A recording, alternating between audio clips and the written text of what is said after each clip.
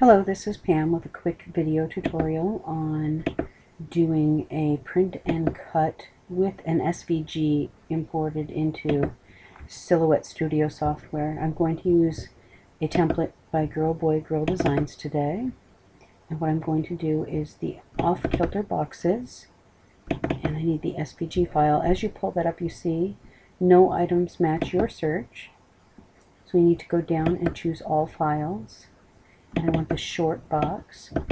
Now I'm doing this as a print and cut, and I don't have a large printer, so I'm going to switch it to a letter size paper there. And I'm going to shrink this down just a little bit. And that's about the size I want. When you import SVG files into Studio Designer Edition, they do not have cut lines set on them.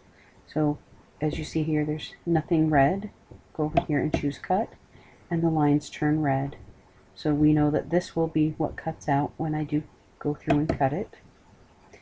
Now I want to turn the fill color blank and the line color black, just so you can see what we have here. And I like to always do an offset. You can do that here, or you can go up here to the offset screen and choose offset. I'm going to do that. And now I have my original template and my offset of that template. And this I want to fill with a digital paper. So I'm going to go ahead and merge again. And I'm going back into Girl Boy Girl Designs. And for this project I'll use the birthday mix and a pattern paper. Once again, no items match my search. So I go down to all files, and we'll choose this design right here. A little bit of birthday spots. I don't want to do that. Let's see. Shrink that down just a little bit. And there we go. We have everything in there. And we're going to modify this by cropping it. So this is the modify window, and you see what we have now that we've cropped it. A cute little box shape. You can't see the black lines behind there, so I'm going to just move them to the front by clicking this box down here, and this one moves them to the back. So I could have moved this polka dot one to the back as well.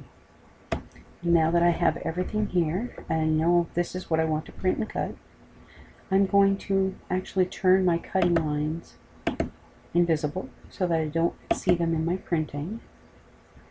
And then I'm going to add in my registration marks.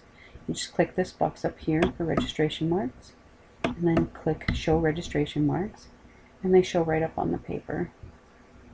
And this box down here will select everything on the screen. And that way you can move it around a little bit if you need to. I am actually going to shrink it just so it's inside the red box. And there we go. And we're actually ready to go ahead and print this.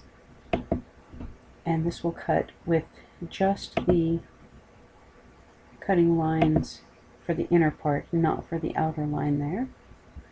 That just gives you an idea what that looks like. And the next thing we would do is we can either choose to send it to the printer, or we can choose to send it to the Silhouette. Either one of these works. If you click send it to the printer, it gives you the option to print it. If you send it to the Silhouette, you go over here and you have the option to click and print or skip printing. And this does show that I'm not connected to my Silhouette or my Cameo right now, because I did not want it connected during this tutorial. So I'm going to click to print. And of course we choose one copy and just print it, which I'll cancel for now. And then once it's printed, you click to skip printing. And here's your settings. Everything's right here. Once you have everything done and loaded into this Silhouette, after it's been printed, you're going to continue, and you want to detect your registration marks automatically before you cut it. So you click this one. It's not going to detect them as I don't have it loaded, but that's what it looks like, and it will let you know that it has successfully detected them. For this tutorial I'm just going to skip past that, and then it gives you your current settings, which I do have it set for cardstock, a lighter weight cardstock, And you can change those settings here depending on what you're using. And then the final step is just to cut it. So once I get this cut, I will also post a picture of this box and stuff when I'm done.